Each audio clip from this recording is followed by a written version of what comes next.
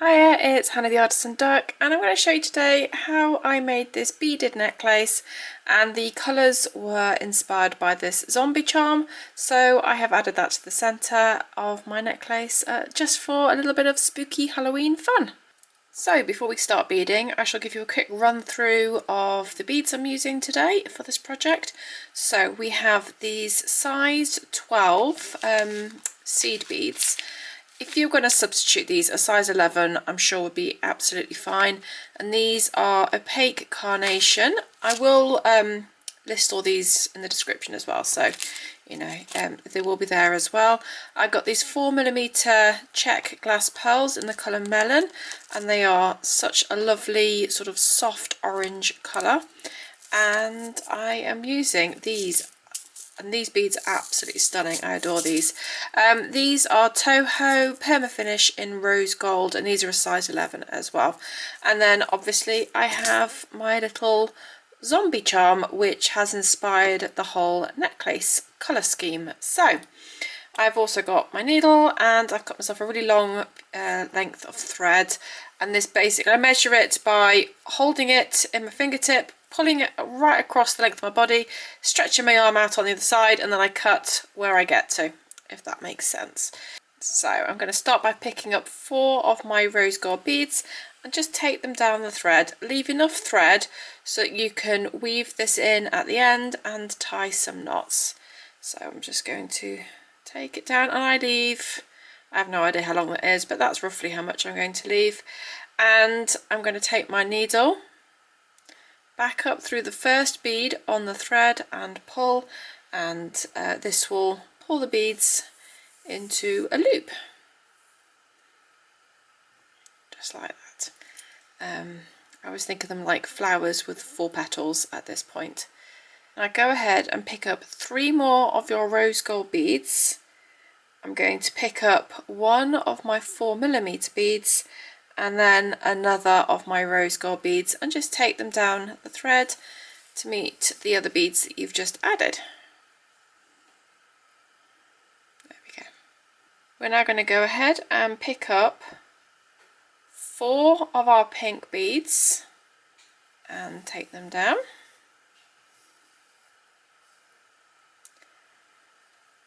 I'm then going to go ahead and pick up 3 more of the pink beads and just drop those down for a second. We're going to go back into this pink bead that we added a second ago, so it's the 4th bead, pink bead on the thread there, but we're going to sort of create a loop. So we need to think about the direction we're going in and the direction the thread's coming out. So you need to go in from the opposite side from where you are originally exiting to pull those beads into a loop, and that loop is going to mimic this gold one that we made at the start. So just pull that through.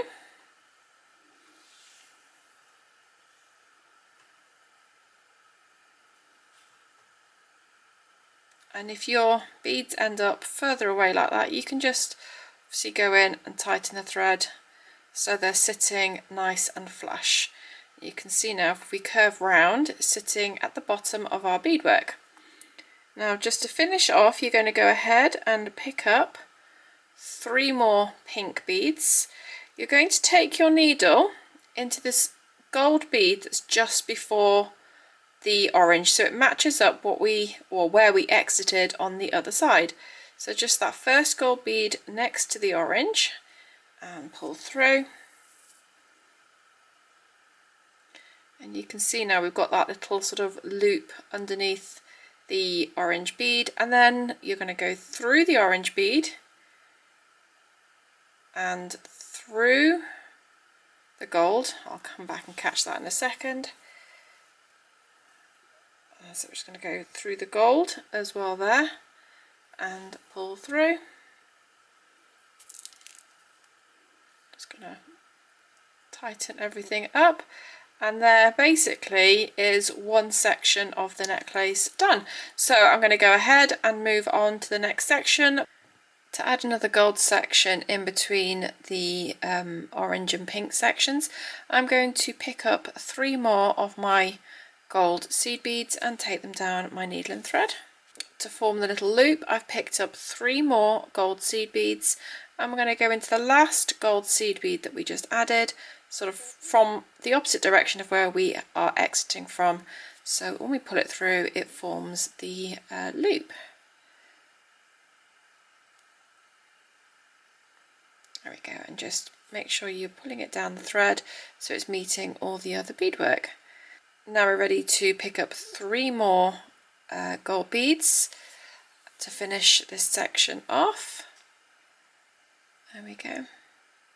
And you should end up with 7 gold beads on the thread and then 3 gold beads in the loop.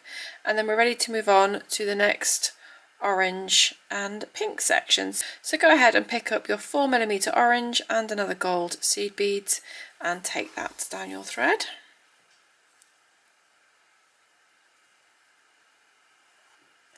Pick up 4 of your pink seed beads and take them down.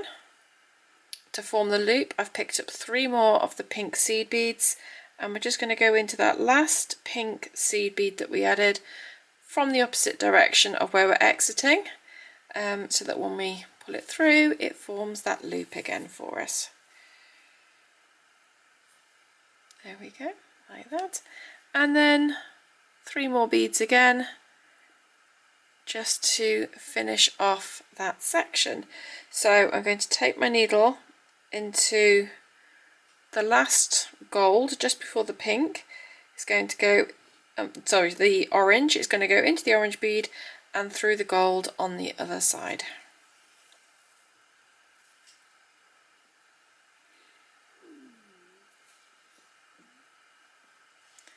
And there we go, you can see that chain starting to build up. So I'm going to go away and just repeat this all the way along. So you'd start off by picking up your gold, just so you can progress on, and once I have reached the length I want, I shall come back and show you where I go to next with it. So I've got to a length, this is about 26 centimeters long, and I'm going to work my way back through the beading now. So I've left enough thread that I know I've got enough length to get through. If you don't quite have enough, you can always use your tail thread to weave in and finish this section off as well. So I'm just going to go ahead and add a gold loop. So I'm going to pick up 3 of my gold beads and take that down, and then I'm going to pick up another 3 beads and just do that loop like normal. So in through that last gold bead and pull through.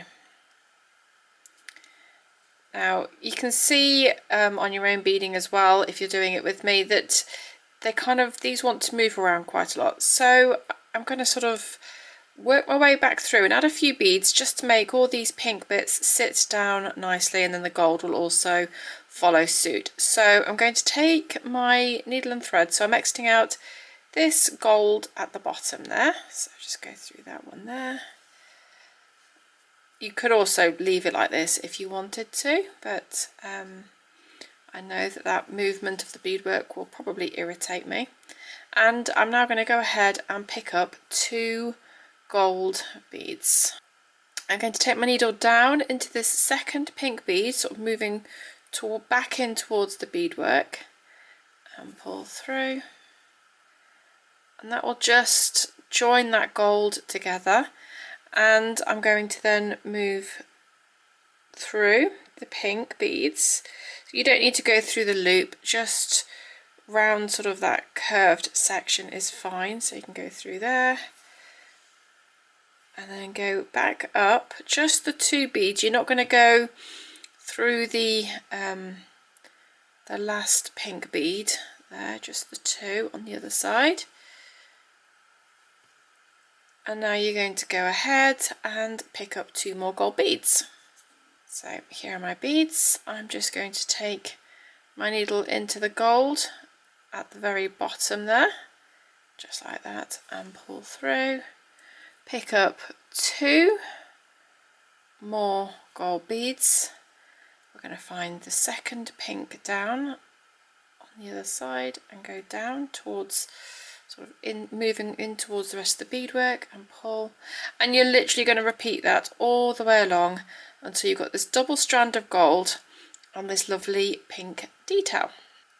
So because my beading isn't long enough to go around my neck, but you could absolutely bead this long enough to be a necklace or a choker. It would sit better at a shorter length though. I'm just going ahead and using my rose gold beads to make myself sort of a beaded length at the end, and I'm going to put another one on this side to make it match. So you just need some flexible beading wire, and I'm using gold. It does, you know, I'm using gold findings because I don't have any rose gold ones. You can see there is a slight difference in tone, but we're just going to have to live with it. So go ahead and pick up a crimp bead, and then you need 3 gold seed beads. I mean, you could do 2 if you wanted, but I've gone for 3. And then you're going to find the bead right on the end, the gold bead on the end of your beading, and take your beading wire through, and then on the end just go ahead and pick up 3 more of your gold seed beads. So just like you would any other time you're making a necklace and using crimp beads, you're just going to take the end now back through the crimp bead and just pull it down, just tighten it up. So you need to leave enough slack because we're going to use a crimp cover as well, but there you can see we've got like that beaded loop and the crimp bead there. So I'm going to go ahead and just squash that crimp bead. I'm just holding, it's a bit hard to see, I'm casting a shadow on it, but I'm just holding both ends of the beading wire and just go ahead and squash that crimp bead. So I'm going to go in with my crimp cover and just put that on and cover that crimp bead.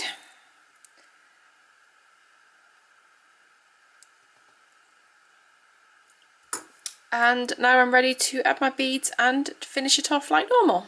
When you finish making the beaded part of your necklace, add your clasp and your necklace is ready. Obviously you don't need to add the zombie charm or any charm, but it would look really cute if you've made it in blues and silvers with snowflake charms.